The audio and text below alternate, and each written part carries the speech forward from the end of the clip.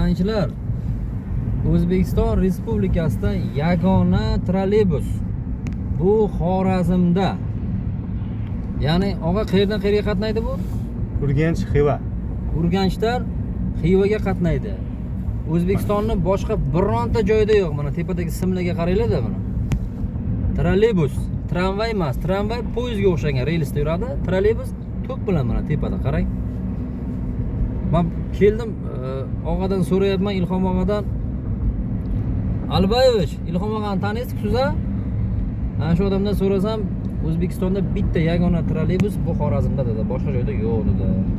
Qarang, hali yo'qolib ketayotgan transportlarni ko'rsangiz ham xuddi bir yangilikdek turar ekanda, tuyular ekan yangilikdek. Mazza ekan mana tepalar mataylab simlarini ko'rsatyapman. Hali kelmagan bo'lsa, trolleybus nima qiladi? Yo'qib ketgan-ku deyishingiz mumkin. Hurmatli jangchilar,